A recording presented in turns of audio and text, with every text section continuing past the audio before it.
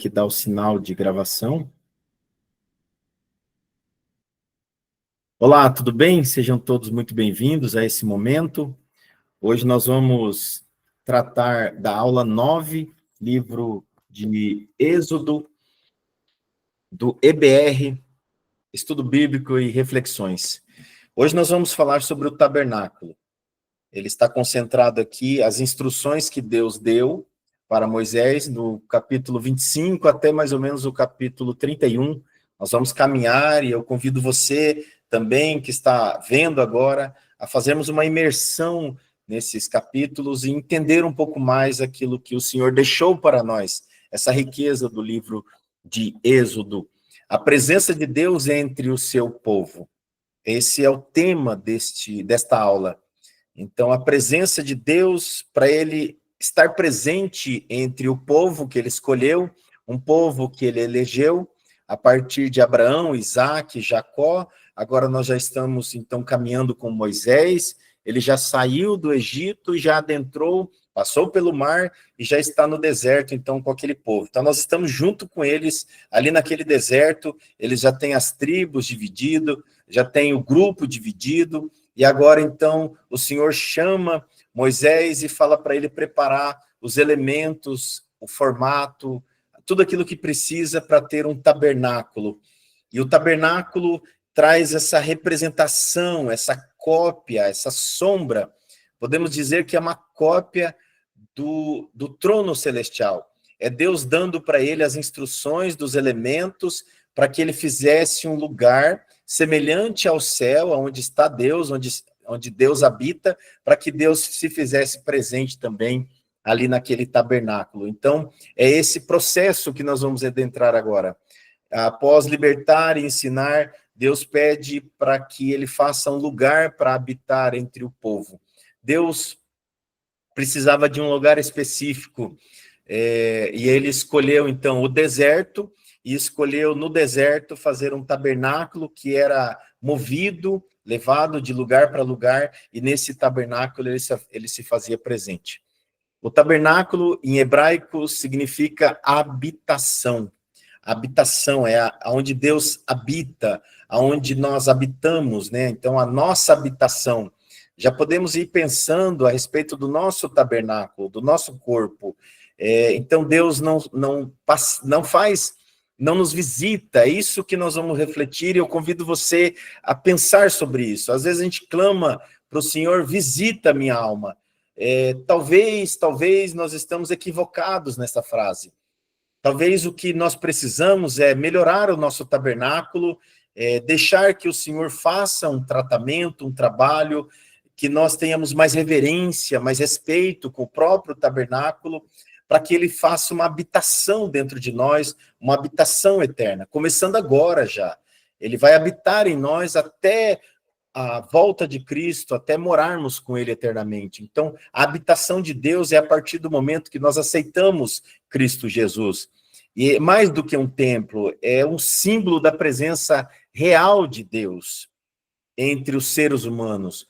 Meus irmãos, minhas irmãs, o tabernáculo no deserto simbolizava a presença de um Deus onisciente, onipresente, um Deus que não tem como medir, como expressar quem ele é, e ele se fazia presente, então, nesse tabernáculo. Mas para a gente entender, nós precisamos entender os fundamentos judaicos.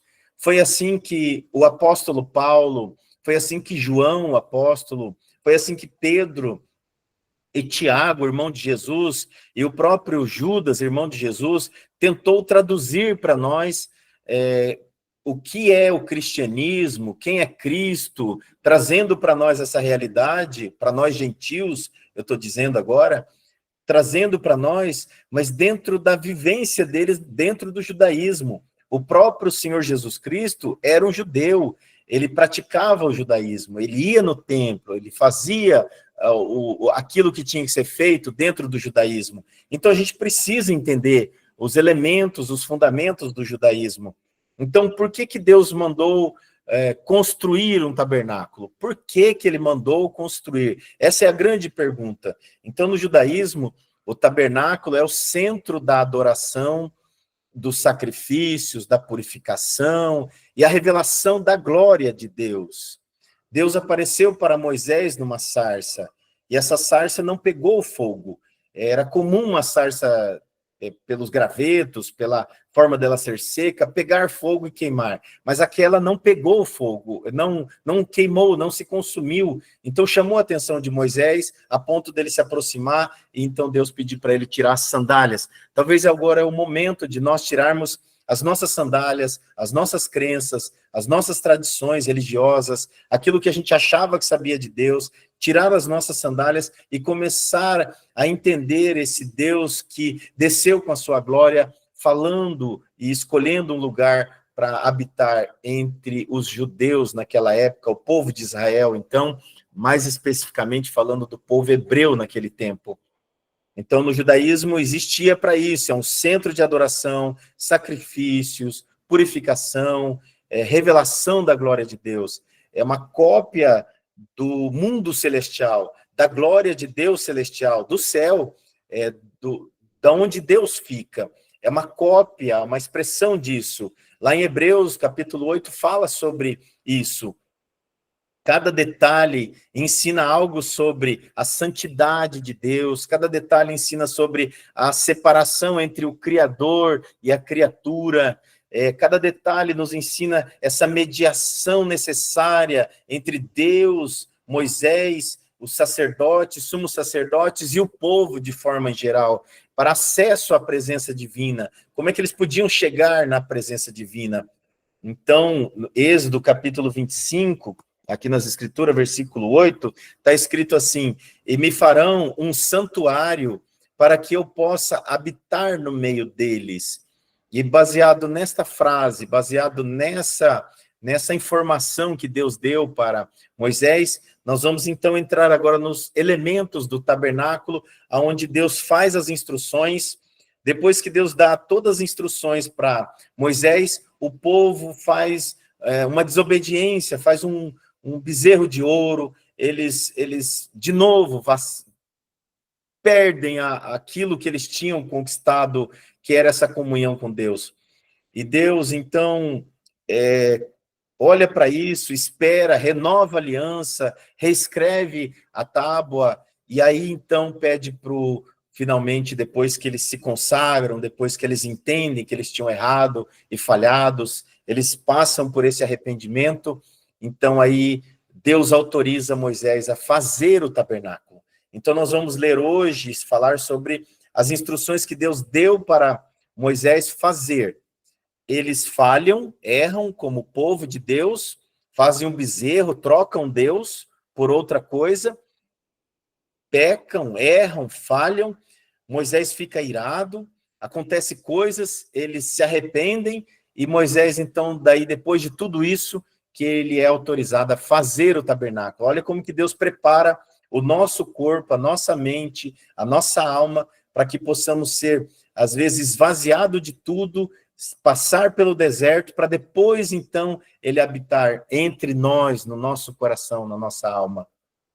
Então, vamos olhando para esse elemento, dentro do tabernáculo tem vários elementos e os seus significados. Vamos tratando cada um deles. Eu tomei nota aqui de alguns. Por exemplo, a Arca da Aliança. O que tinha lá, que era a parte mais importante, vamos dizer assim, essa Arca da Aliança, em hebraico se chama Aron Habrid. A função e o significado da Arca da Aliança continha as tábuas da lei, símbolo do trono de Deus. Então tinha ali a vara de Arão, tinha ali as tábuas da lei, e tinha ali também o maná, e tinha então esse simbolismo do trono de Deus, aonde estava a Arca da Aliança, a própria Arca da Aliança simbolizava o trono, o lugar onde Deus está assentado. E ali a arca simbolizaria, então, naquele momento que estava recebendo as instruções, o próprio Moisés, então ele estava entendendo que a Arca da Aliança simbolizava esse trono de Deus, onde ficaria dentro do Santo Santíssimo. Se nós olharmos já um pouquinho para Cristo, se nós olharmos lá para Mateus, capítulo 5, se nós olharmos então para Hebreus, nós estamos fazendo a meditação em Hebreus, quem está aqui no grupo e participa das meditações vai lembrar, Cristo é o cumprimento da lei e é o trono da graça. Ele próprio é o trono da graça. Ele diz, eu sou, o reino de Deus está entre vós. E outra parte, outro elemento que nós podemos tocar é o propiciatório. Em hebraico chama caporet.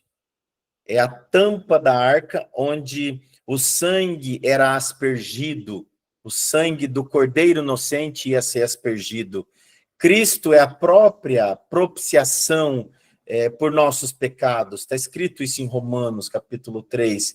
Então, o propiciatório, que é a tampa da arca, onde seria lançado, respingado o sangue, o próprio Cristo, no momento que ele começa a transbordar aquele suor, ele começa a suar e sai sangue dele. Lá na cruz, o sangue transborda e toca naquele madeiro. Ele é essa tampa propiciatória, está nele a propiciação, o caporete. O outro ponto outro elemento é a mesa dos pães. Dentro da entrada do tabernáculo tem a mesa dos pães. Esses pães significam, o chamado pães da presença e da comunhão com Deus. E aqui tem algo muito curioso, lá em Samuel, provavelmente a gente vai ler sobre isso. Nós vamos ler e vamos falar, vamos lembrar disso, quando Davi foi perseguido, ele entra numa dessas tendas e pega o pão da presença e come. E ele não morre, esse é o ponto, né? Não podia ser tocado nesse pão. Esse pão não podia ser tocado, não podia ser comido dessa forma. Então, a mesa dos pães era onde colocavam esses pães da presença e os pães representavam a comunhão com Deus. Olha que lindo isso, né? E quando a gente olha para o hebraico, está escrito Shukam Lechem Panim, panim de pão, Shukam Lechem Panim, que significa que a presença do corpo, a presença de Deus está ali. Os pães da presença. Quando nós sentamos numa mesa para se alimentar, hoje, num café da manhã, seja no almoço ou no jantar, quando olharmos para os nossos alimentos, nós precisamos ter essa consciência que é a presença, o pão presente. Por isso que quando Jesus ora, ele fala, o pão nosso de cada dia. Ele está se referindo a esse Shulchan Lechem Panim. Olha que coisa linda, que profundidade, quando o sumo sacerdote adentrava no tabernáculo e tinha lá a mesa e tinha esses pães da presença. E quem é o pão da vida? Jesus é o pão da vida. Ele diz isso lá em João e ele afirma, disse Jesus, eu sou o pão da vida, o pão da presença, o pão que está no céu e que desceu do céu e voltou para o céu. Todo aquele que come deste pão tem vida. A comunhão do corpo com Cristo hoje na ceia. Olha a importância da ceia em comunidade. Meus irmãos, olha como que vai ficando profundo e muito mais representativo e muito mais espiritualmente falando o quanto isso significa para nós.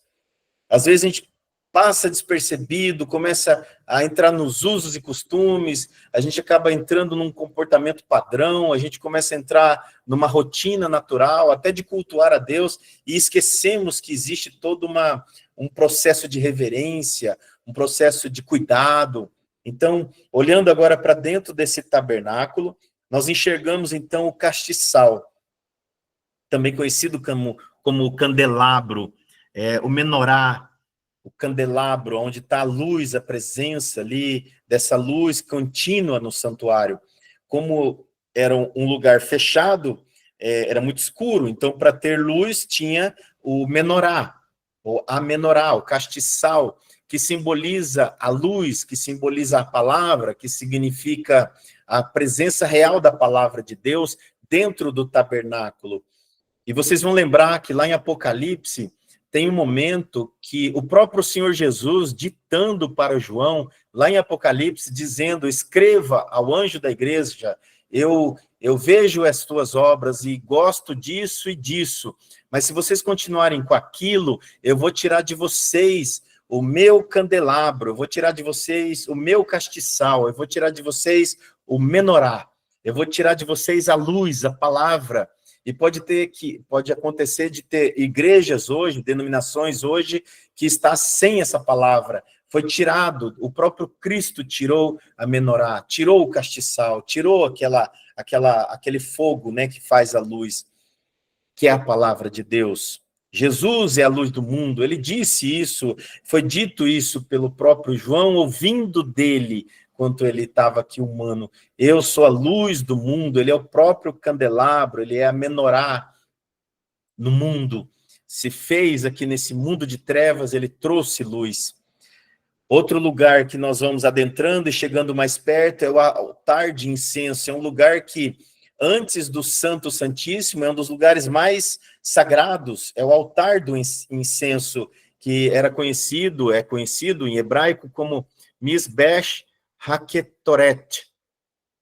A pronúncia não está muito certa, mas é mais ou menos isso. Mizbeach Haketoret, ou Ketoret. É onde acontece o incenso, era como se o sumo sacerdote preparasse os incensos, preparasse aquilo que, aquele aroma, aquele perfume, preparasse todo aquele ambiente dentro do altar do incenso, acendesse ali aquele fogo, para que subisse aquele perfume, que subisse em adoração a Deus. Então hoje, quando nós louvamos a Deus, quando nós cantamos com a nossa boca, com o nosso coração, com a nossa mente, quando nós tocamos o instrumento, quando nós dedilhamos o instrumento, é como se fosse esse altar do incenso. Nós estamos num altar de incenso, onde a presença de Deus está ali e está dentro de nós, está naquele local, e nós estamos oferecendo para Ele esse perfume através do louvor, dos hinos, dos louvores, subindo em oração também, vai chegando nas narinas de Deus essa oração e adoração, e vai chegando esse cheiro suave, esse perfume que Deus se agrada. Então, esse lugar se chama altar de incenso. E quem que fez isso? Descendo do céu e subindo ao céu, descendo e subindo ao céu, fazendo esse movimento, ele se tornou o incenso, ele se tornou esse altar de incenso, ele se tornou essa ligação verdadeiramente homem, verdadeiramente Deus, ligando essa escada que estava na cabeça dele, quando ele diz para Natanael, tem uma escada sobre a cabeça do Filho do Homem que liga aos céus, e os anjos sobem e descem, levando esse incenso, as orações, o cheiro, o perfume, o aroma, a adoração, aquilo que nós entregamos. E é Deus que intercede, faz a ligação entre os céus e a terra, entre os céus e o ser humano. Ele é esse Jesus, em Hebreus está escrito no capítulo 7, versículo 25, se eu não me engano, o altar de incenso está em Cristo Jesus, ele liga o céu e a terra, ele ligou. Então, no tabernáculo, era esse lugar de altar e incenso. Tem mais um outro lugar agora, saindo de dentro do tabernáculo, na parte externa, tem um altar de holocausto. Esse local, esse altar de holocausto significa queimar, significa como se fosse fazer um churrasco, só para vocês terem ideia. Não que eles comiam a carne, apesar que os filhos de Eli comiam a carne, como churrasco mesmo, eles separavam as melhores carnes e comiam como churrasco. Mas aqui não, durante muito tempo era preparado, chamava Mizbeach HaOlah, sacrifício de animais fora do santo. Então, esse é o significado do altar de holocausto, onde era queimado, como se fosse cremado, onde era oferecido em holocausto e subia aquela fumaça dos animais, e Deus aceitava, então, aquela oferta de um cordeiro, de um outro animal que era oferecido ali. Jesus é o Cordeiro perfeito.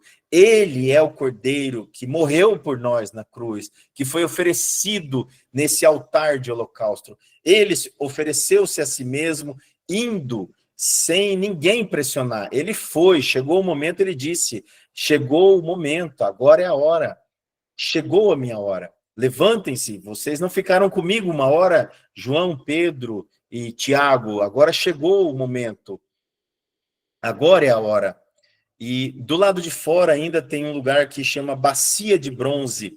Essa bacia de bronze em hebraico é Kihior Neshochet, que é a lavagem dos sacerdotes. Antes dos sacerdotes começarem a fazer os procedimentos, eles precisavam se lavar, eles precisavam purificar-se, eles precisavam estar limpos para começar o tratamento daquelas ofertas, a limpeza daquelas ofertas, a separação do sangue, a adentrar no tabernáculo, a olhar e colocar o pão da presença. Então eles cuidavam com todos esses detalhes, e ali os sacerdotes lavavam as mãos, lavavam o rosto, se banhavam para ter aquela purificação, para que eles pudessem fazer os procedimentos, que seria então o momento de adoração, sacrifício, purificação e revelação da glória de Deus. Tudo isso sendo preparado para Deus se manifestar ali dentro do tabernáculo, uma vez por ano, quando o sumo sacerdote adentrava no Santo Santíssimo, onde estava a Arca da Aliança. Jesus nos lava com a palavra. Vocês são limpos pela palavra, vocês são purificados com água e com sangue. A água lava os nossos pecados, o sangue purifica esse templo, esse tabernáculo, para que possa entrar a presença de Deus. Meus irmãos, vocês conseguem compreender o quão sério é tudo isso? Cada elemento que foi construído, tudo representando, e Cristo representando todos eles, e depois Cristo diz, derrubem esse templo, e em 3 dias eu edificarei. E depois ele fala que nós seremos, e farei de vocês, e fez de nós, fez de mim, fez de você, irmã, irmão, fez de nós um tabernáculo.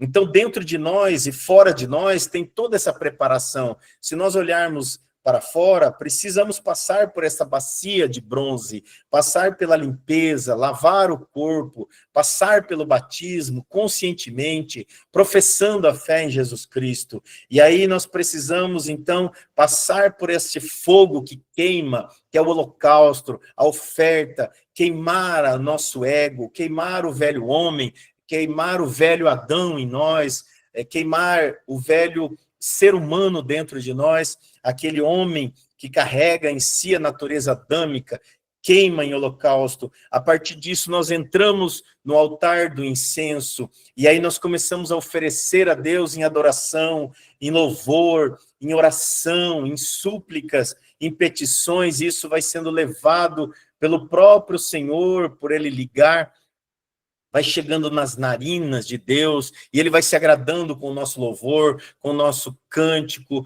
com o nosso canto, com os nossos instrumentos, porque a partir disso está o perfeito louvor, o coração sincero, de fora limpo, com o fogo queimando, que queimou, purificou, fez aquela limpeza com o fogo que não queimou, mas incinerou, limpou, aquilo que nós tínhamos que ser limpos do pecado e da morte eterna que estava com Adão. Nós entramos então e vemos a luz, a palavra, o castiçal, a menorá ali presente, olhamos para aquele castiçal e vemos a presença real da palavra, que é Cristo Jesus. Olhamos para o outro lado, dentro de nós agora, dentro de nós está a palavra. Olhamos do outro lado, está o pão da vida, a presença dos pães, ou os pães da presença, a presença real de Deus, de Cristo Jesus em nós, o pão da vida. E aí nós olhamos, então, damos mais um passo, o propiciatório, aonde é a tampa da arca, e ali nós colocamos os últimos gotas de sangue, só que não é a nossa gota de sangue, nós colocamos, quando nós vamos colocar o sangue, já está o sangue de Cristo derramado na cruz, então nós não precisamos morrer, nós não precisamos derramar sangue, nós não precisamos de sacrifício, nós não precisamos de dogmas. de usos e costumes e tradições para o aperfeiçoamento, para isso, para aquilo, ou para adentrar nesse Santo Santíssimo. Cristo já aspergiu o seu sangue ali na tampa do propiciatório, caporete, onde está esse sangue de Cristo. Então nós podemos adentrar num lugar que só o sumo sacerdote eterno adentrava uma vez por ano. Agora nós podemos entrar por fé. Todas as vezes que nós estivermos com esse processo, desde a bacia de bronze, do altar de holocausto, altar do incenso, do castiçal, do candelabro, da mesa dos pães, da propiciatório, daí nós podemos adentrar no Santo Santíssimo, porque o nosso sumo sacerdote eterno está lá presente, à destra do Pai. Ele está lá presente, então nós adentramos nesse lugar. Quando nós adentramos na presença e no trono de Deus, nós entramos com confiança e com reverência e com respeito e com o coração limpo, com a alma lavada, lá nas bacias de bronze, com a alma limpa, purificada pelo fogo do batismo do Espírito Santo na nossa alma. E com o selo, com a marca, nós adentramos, porque nós já participamos tanto da luz, participamos também dos pães, nós temos esta comunhão com Cristo, com Deus, e nós chegamos diante do trono real, por fé. Quando nós estamos ali, nós precisamos, então, ter essa reverência, esse respeito, e saber que esse tabernáculo está preparado para adentrar por fé nesse Santo Santíssimo e falar com o Pai, como um filho fala com esse Pai, um filho fala com esse Deus Todo-Poderoso que criou todas as coisas. Adão perdeu esse contato, ele se escondeu atrás de uma árvore, de uma moita, ele se escondeu de vergonha da sua nudez, mas Cristo nos revestiu, ele foi o cordeiro que vestiu a nossa nudez, e nós estamos hoje limpos na presença de Deus. Eu quero convidar você que está vindo, ouvindo pela primeira vez, ou ouvindo pela 10ª vez essa informação, que agora o Espírito Santo fale ao vosso coração, fale na sua alma, e você perceba a importância de todos esses elementos que aconteciam no tabernáculo, acontecia no templo lá de Jerusalém, depois que foi construído pelo filho de Davi, e aí esse templo, esse lugar todo preparado, tinha a presença real de Deus. A presença real de Deus está dentro de mim, está dentro de você. Basta crer em Jesus Cristo. Dá esse passo, abre seu coração, permita que o Espírito Santo te conduza até a cruz, que é o lugar do altar do holocausto, o altar do incenso, para que você possa, então, oferecer a ele. Cada peça aponta para a necessidade da mediação, santidade e redenção. Todas, absolutamente todas são cumpridas em Cristo Jesus. O papel dos sacerdotes, então, ali no versículo 28 e 29, Deus separa Arão e seus filhos como Kohanim, sacerdotes, vestes específicas, consagração com sangue e óleo. Olha só, sempre a preparação, o cuidado, a reverência para ir diante da presença de Deus, oferecer a Deus um sacrifício. Hoje nós não precisamos mais sacrificar, porque Cristo é o sacrifício único e suficiente. Agora nós entramos para oferecer o nosso coração, o nosso cheiro, que é o cheiro de Cristo em nós. Nós oferecemos em adoração, em louvor, em celebração pela vida, em celebração pela salvação. Nós nos ajuntamos em grupo, como está aqui hoje, ou em cultos, em comunidades, para oferecermos a Deus. Cristo é o nosso sumo sacerdote eterno. Está escrito em Hebreus, capítulo 4, 14 e 16. E nós somos hoje sacerdócio real. O Pedro, o apóstolo, disse isso. Vocês são sacerdotes, faz parte do sacerdócio real. Vocês podem adentrar no tabernáculo, vocês podem adentrar no templo. Nós adentramos por fé, minha irmã, meu irmão, por fé nós adentramos no lugar santo e celestial, nos tabernáculos eternos. Deus, através de Cristo, nos fez sacerdócios e nos deu reinos e sacerdote. Isso também está escrito em Apocalipse, depende da tradução. Um outro ponto muito relevante muito importante para trazer como destaque é a conexão do apóstolo Paulo com o Novo Testamento. Se a gente agora pensar que Paulo tinha tudo isso dentro dele, Pedro tinha tudo isso dentro deles, desde criancinho eles entendiam isso, eles liam isso, decoravam isso, recitavam isso dia e noite, meditavam na palavra dia e noite, na lei do Senhor, nos detalhes, eles sabiam isso, estava tudo dentro deles, eles eram judeus e praticavam o judaísmo, isso estava muito vivo. Agora, como explicar isso para o mundo, para os gentios? Então, Paulo, lá no Novo Testamento, a partir do judaísmo, ele explica, então, essa conexão. Ele ensina que o corpo de Cristo é o verdadeiro templo, como está escrito em 1 Colossenses, capítulo 6, 19. A lei e o tabernáculo eram sombras do que viria. Colossenses está escrito também. Em Cristo temos acesso direto ao Pai. Eu me emociono, não tem jeito de não se emocionar, meus irmãos, não tem jeito. É a presença real de Deus. Então eu começo a falar, me empolgo, procuro calibrar aqui as palavras, procuro calibrar as emoções, até os gestos, mas a emoção toma conta. A presença real de Deus toma conta.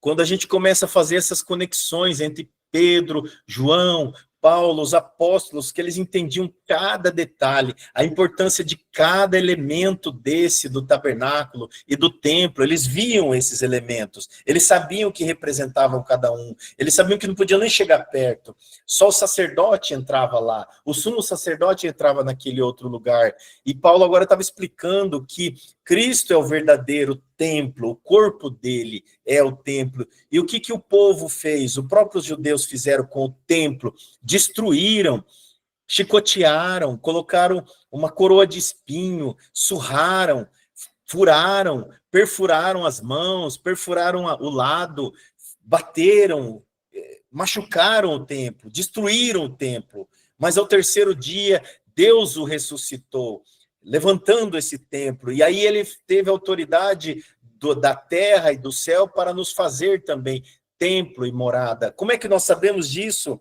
Lá em Atos, quando desce sobre eles, desce sobre a igreja o Espírito Santo de Deus, e eles começam a ouvir esse Espírito de Deus, como se fosse um vento veemente que não parava. E eles olhando um para os outros, eles viam como se fosse línguas de fogo descendo sobre a cabeça de cada um, recebendo, então, um daqueles elementos do holocausto, eles recebendo o Espírito Santo de Deus e neles, e fazendo deles um tabernáculo, então agora um tabernáculo com a morada de Deus, para anunciar Cristo Jesus, para anunciar o Evangelho, não é para mostrar que tinha poder, não era para mostrar que era alguma coisa, nós não somos nada, nós não somos coisa nenhuma, mas Deus olhou para nós, para esse vaso de barro e fez um tabernáculo. Foi assim que ele usou os elementos, coisas que eles tinham recebido de presente, eles ofertaram para Moisés, dizendo, pode fazer, Deus pediu, então, está aqui a doação, está aqui a oferta. Em Cristo temos acesso direto ao Pai, como está escrito em Efésios, capítulo 2. Aliás, meus irmãos, minhas irmãs, leiam Efésios inteiro, mas leiam também capítulo 2, vocês vão entender essa aproximação, vocês vão entender o mistério que estava com Deus, e o mistério foi revelado, existia um muro de separação, uma inimizade entre o homem e Deus, e essa inimizade foi desfeita. Pela cruz de Cristo foi restabelecida uma amizade entre Deus e o ser humano. O véu foi rasgado, como está escrito lá em Mateus, no capítulo 27. O véu do templo rasgou de cima a baixo, não tem mais separação. Nós somos sacerdotes reais por meio de Cristo, afirma Pedro, o apóstolo. Nós podemos adentrar, então, e entrar nesse Santíssimo, falar com o nosso Pai, ter um relacionamento diário, essa presença real dentro de nós. Meus irmãos, eu fico muito emocionado, eu fico realmente glória a Deus por isso, né? Olhando agora para uma vida cristã, uma vida mais aplicada para a nossa vida, Deus deseja habitar conosco, é o Emanuel, Jesus Cristo é o Deus conosco, habitou aqui na terra, ele quer habitar, ele não quer só visitar. Às vezes a gente fica pedindo, visita a minha alma, Senhor, me visita. Ele habita em você, ou então ele não habita, ele só está em lampejos de visitação. Se nós passarmos por esse processo, desde a bacia do bronze até a tampa onde foi aspergido o sangue de Cristo, o Cordeiro, quando nós passarmos por esse processo, comer o pão, que é a palavra, ver a luz que é a palavra, participar da ceia verdadeiramente, não porque a gente acha que é digno, mas por discernir o corpo de Cristo. Quando nós participarmos disso, nós vamos entender que Deus não só visita, ele mora, ele habita em nós. Há um relacionamento contínuo, para sempre, é eterno, não para. Irmão, é uma presença real, eterna e para sempre, eterna, não tem outro nome para dar. Não tem outra palavra no nosso português, na nossa gramática, para dizer que Deus habita nós a partir de Cristo Jesus. Aceitamos Cristo Jesus por meio da própria condição que Deus deu para nós, nos escolhendo, nos elegendo, nos fazendo filhos e filhas, através do Cristo e o Espírito Santo nos alcançando, convencendo nós, mudando a nossa mente. Num piscar de olho, nós cairmos essa venda que Paulo no caminho tinha uma venda, depois ele entendeu que os olhos dele foram abertos para ver o evangelho, para ver Cristo, aquele que ele procurava morto, falou com ele vivo, aquele que ele procurava e tinha certeza que estava morto, falou com ele. Então essa voz que fala com nós, a palavra, que é a palavra rema, esta palavra está em nós e habita em nós.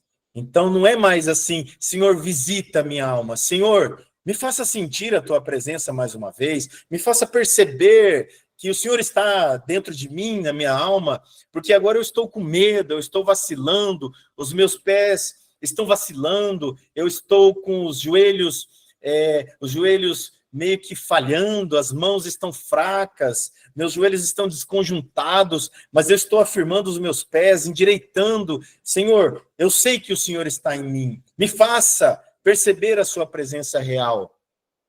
A santidade ainda é necessária, claro, nós precisamos nos santificar, nos consagrar, e na medida do possível, no que depender de nós, nós precisamos seguir a paz com todos, inclusive aqueles que nos afrontam, que nos machucam, ou que nos feriram. Vamos, de alguma forma, perdoar eles, vamos pedir para que Deus aumente a nossa fé, para que possamos perdoar eles 70 vezes 7. Foi assim que os apóstolos pediram quando foi dito, Senhor, 70 vezes 7, então aumenta a nossa fé. Então aumenta a nossa fé, vamos pedir a Deus. Assim é a importância.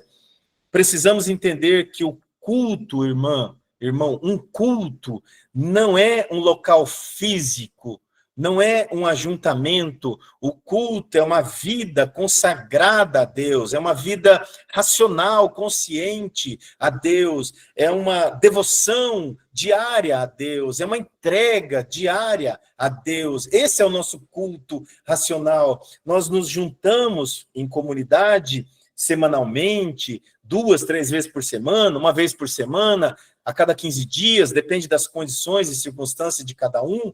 Nós nos juntamos para adorarmos a Deus, para oferecermos um louvor, para fazer as nossas petições em comunidade, em fé, em um compartilhando o corpo, o membro, sentindo a dor do outro, intercedendo pela igreja, falando, orando. Esse é o motivo de nos ajuntarmos, um culto de adoração e celebração a Deus. Não é para buscar algo, não é para buscar palavra, não é para trazer algo, não é para ele me dar algo, não é para ele me ver, ele já está em mim, ele já está em você. Entende isso, irmã? Se ele fez tabernáculo, a presença real dele está dentro de você. Ou então você não creu ainda. Ou crê ou não crê, é uma questão muito simples. Deus pediu um tabernáculo porque desejava se revelar ao povo. Então a pergunta inicial, por que Deus queria então fazer um tabernáculo? porque ele queria se revelar, mostrar aquilo que ele é, quem ele é, o amor dele, a presença dele, a condução dele, a direção dele, o cuidado pastoral dele com aquele povo no deserto. Esse era o grande pastor, Deus, o grande pastor do rebanho dele. Foi assim até mandar o bom pastor, que é Jesus Cristo. E Jesus Cristo depois vem e derrama através do Espírito Santo dons pastorais, para que aquele desejo que está no coração de Deus, que estava no coração de Davi, que estava no coração, no centro do coração de Jesus, também fique no coração daqueles que são chamados especificamente a cuidar de alguém, cuidar do outro, abrir mão de si mesmo, renunciar-se a si mesmo, seguir a Cristo com esse amor que aqui Pedro ouviu Jesus falando: tu me amas, então cuide das minhas ovelhas. As ovelhas são de Deus, as ovelhas são de Cristo Jesus. Nós vamos olhando agora e entendendo o quanto esse tabernáculo mostra que o culto começa com Deus, não com o homem. A gente acha que o culto começa com a gente. Olha que pretensão, olha que soberba, olha que arrogância, olha como que nós somos desprezíveis, olha que ser humano que nós somos. Não demos valor, desde Adão nós não demos valor naquilo que Deus tinha dado lá no Jardim do Éden. Não deu valor, nós não damos valor. Nós achamos que culto a Deus é eu me programar, me arrumar, e aí então eu vou cultuar a Deus. O culto não começa com você, o culto começa com Deus. Deus toma a iniciativa e me farão um santuário para que eu habite no meio deles. Está escrito aqui em Êxodo, no capítulo 25, versículo 8.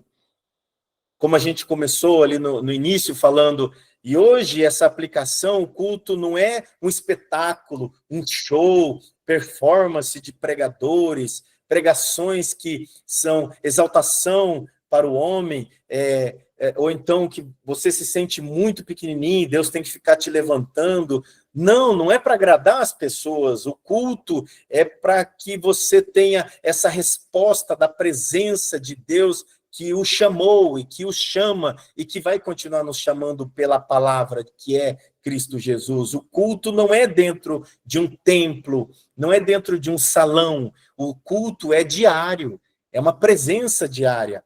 A partir do momento que você tem as suas escamas que caem dos seus olhos, você entende que então ele faz de você um tabernáculo e o culto é diário.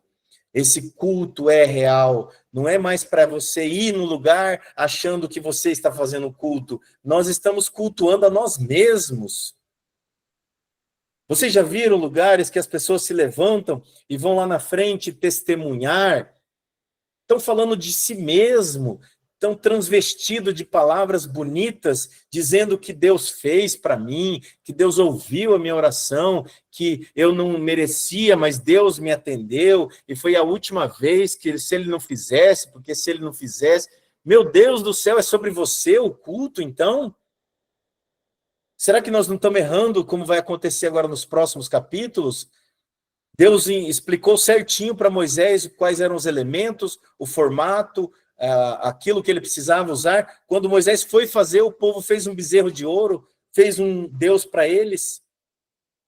Nós fazemos isso também quando Deus nos prepara, está tudo preparadinho, nos reveste, nos limpa, nos purifica, estamos limpos pela água do batismo, pelo fogo do Espírito Santo, lavamos, purificamos, comemos do pão da presença, estamos adentrando, o sangue de Cristo já está ali na tampa. Não, agora tem que ter um pouquinho do meu sangue também. Não, eu tenho que ter uma participação nessa tampa. Eu tenho que ter alguma contribuição, porque onde já se viu, eu tenho que fazer alguma coisa para alcançar a salvação. Nós estamos querendo fazer um espetáculo a partir de nós, uma adoração. Deus não precisa nada de nós. Ele quer um coração sincero, puro, um coração pronto, disposto, e ele abre os tabernáculos eternos e abre o Santo Santíssimo, porque o véu já foi rasgado e ele está lá esperando por nós para que nós tenhamos um relacionamento diário com esse Pai Celestial. Cada elemento do tabernáculo ensina sobre Cristo. O tabernáculo é uma sombra do que haveria de vir. Nós lemos em Hebreus, capítulo 8, e lemos também em Colossenses, capítulo 2, 17. Cristo cumpre todos os símbolos. Por exemplo, altar, o sacrifício de Cristo. Lavatório, a purificação de Cristo. Véu, o acesso de Cristo. O castiçal, a luz de Cristo. A mesa é a comunhão do Pai, do Filho. Quem vê a mim, vê o Pai. Quem vê o Pai, vê a mim. Felipe, estou tanto tempo com vocês, vocês querem ver o Pai? Olhe para mim. A comunhão, a mesa está posta. Eles comeram com ele. Ele disse, eu desejei muito estar com vocês nessa última Páscoa. E agora eu vou fazer uma nova aliança, um novo pacto, uma nova fase, um novo testamento. E aí ele, pegando o pão, deu graças e partiu e disse para eles, comam, vocês vão comer da comunhão do meu corpo, é a comunhão comigo. Bebam todos deste cálice. Falando dele, falando da comunhão, da aliança, do que ele ia fazer na cruz, derramando o sangue por nós. Essa mesa da comunhão é a mesa da ceia. Há uma mesa preparada no céu para nos receber lá no dia, no grande dia do Senhor. Nós vamos adentrar no céu e nós vamos ter um grande banquete real e eterno. Olha que maravilha! Está esperando a igreja chegar no céu para ter essa comunhão final. Hoje nós temos uma comunhão como sombra, como parte, como partículas. E aí, então, a arca, que é a presença real da graça, a graça de Deus, a arca simbolizada em Cristo. Ele é a graça de Deus, ele é a própria graça de Deus. Não tem como negar isso, não tem como dizer que a graça de Deus é outra coisa a não ser o próprio Filho manifestado. Essa é a graça de Deus revelada ao ser humano. Tinha um mistério, o mistério acabou. O mistério é que o Cristo, o Verbo, é Jesus de Nazaré. Ele é a graça de Deus na terra. A aplicação para nós de tudo isso é o culto cristão é centrado em Cristo. Culto cristão. Abrimos este culto em nome do Senhor Jesus Cristo, em adoração ao Pai, em celebração à vida, em celebração à salvação que Ele nos deu. Não em liturgias vazias, não em coisas que alimentam as nossas emoções humanas, não em linguagens que só faz arrepios no corpo. Não é isso, nós precisamos crescer na graça e no entendimento que há em Jesus Cristo.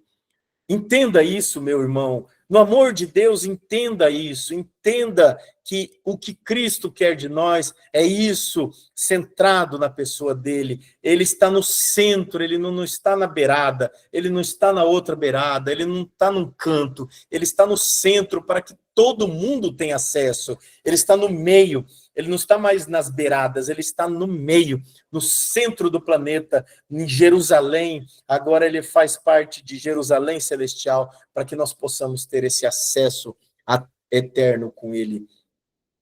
Agora vamos falar desse ensino da reverência e da santidade e desse acesso a Deus que a Bíblia fala para nós. A Bíblia fala para nós que Deus é presente, mas não é comum, não é algo comum, simples aí.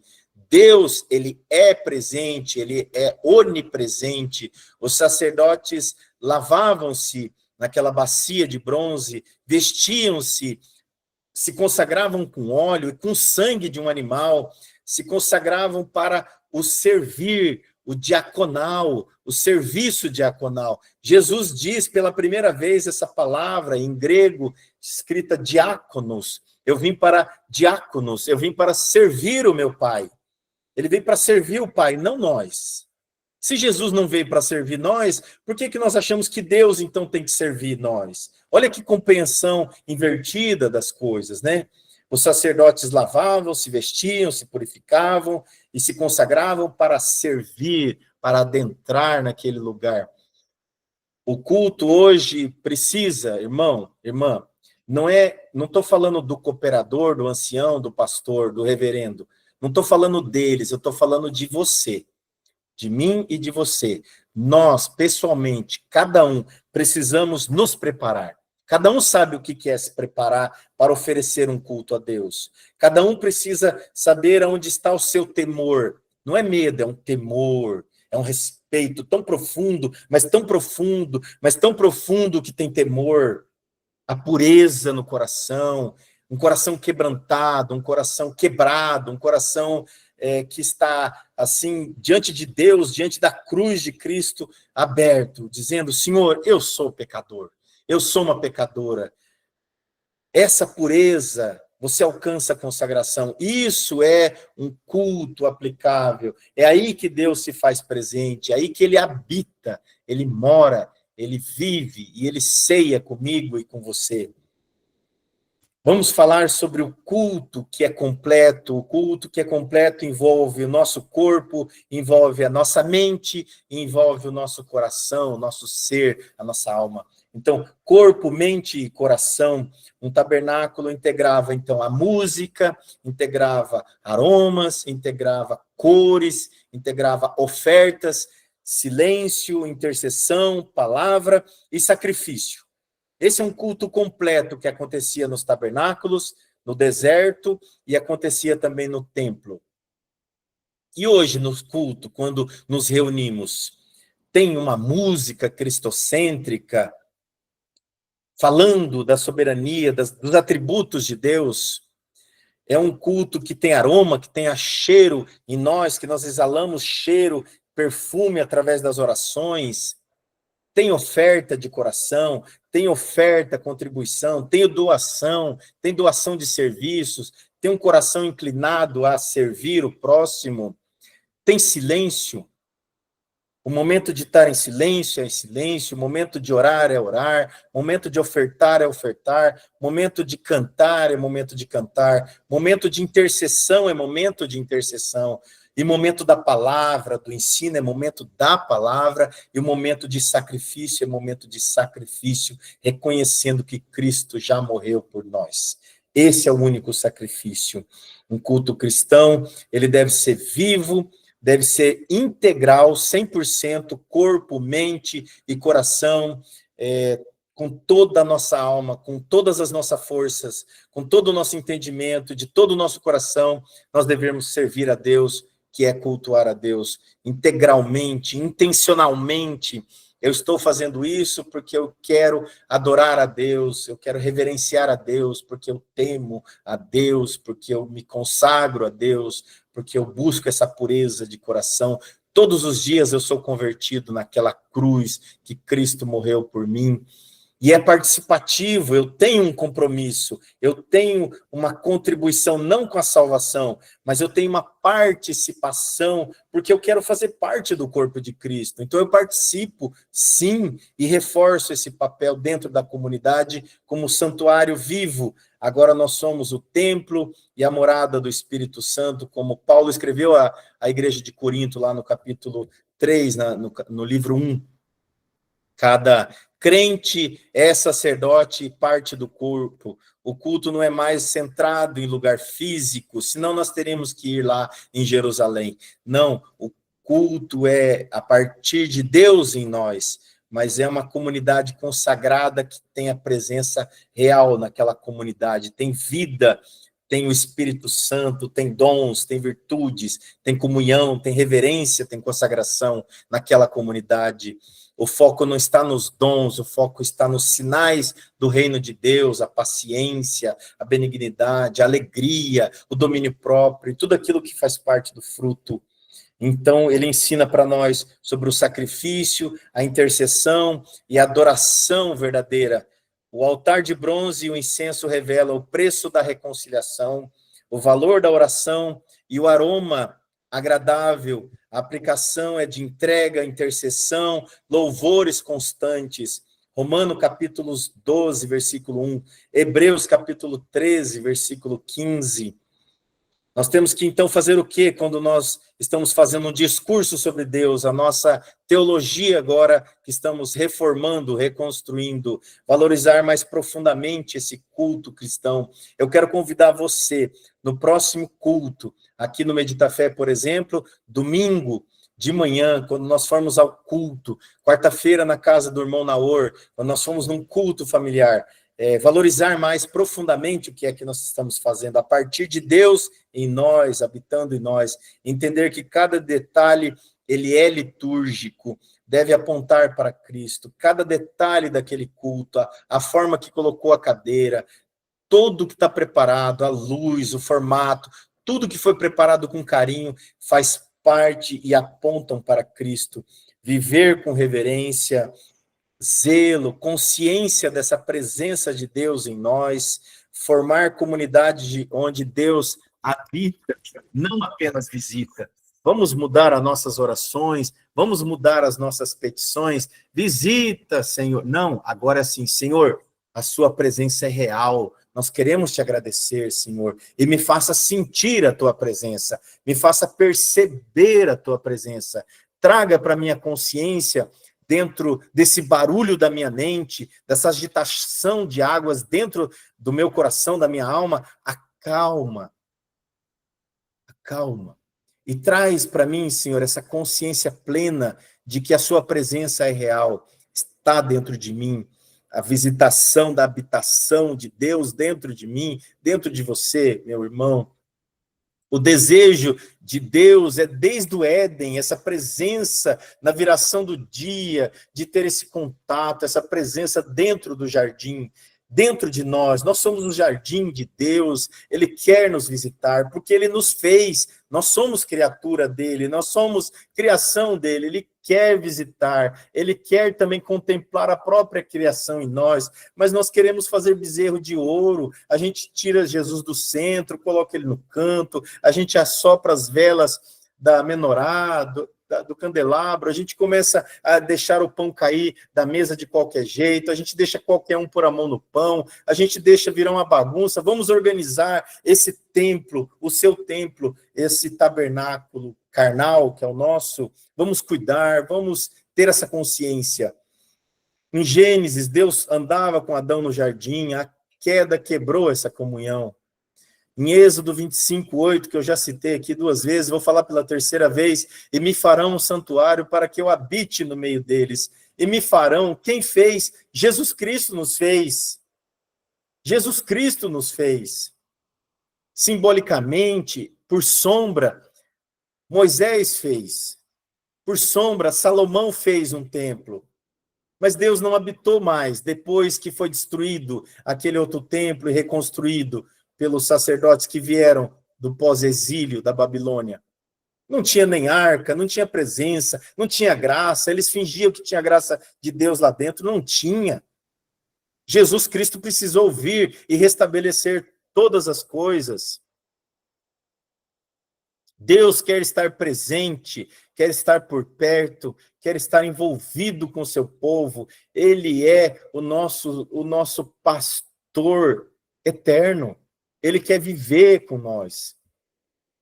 Viver com quem carrega essa presença, não só procurar por ela em momentos específicos de dor, de sofrimento. Ele quer ter uma presença contínua. Ele quer ter essa presença contínua. Na viração do dia, falando aqui simbolicamente, o Mishkan era um móvel, pois o povo estava em jornada. Então, esse Mishkan é onde o tabernáculo era movimentado, a antecipação da habitação plena, um lugar onde o céu e a terra se tocavam. Estudar a estrutura, nós precisamos estudar mais, cada vez mais, entender mais sobre o santo lugar, os santos santos dos santos, o santo santíssimo, o véu, a glória de Deus. Nós temos que ter essa percepção que revela que Deus deseja intimidade, mas também a santidade e ordem. Ele quer uma ordem, uma organização. Ele não se faz presente em lugar desorganizado, em lugar sujo, em lugar que tem outros bezerros de ouro, outros deuses, outras coisas, outros apegos, outras coisas que você ama e você coloca lá. Ele não vai habitar nesse lugar, está bagunçado. Ele gosta de coisas organizadas e limpas. É assim que foi feito o tabernáculo. Esse tabernáculo encarnado é o verbo que se fez carne e habitou entre nós.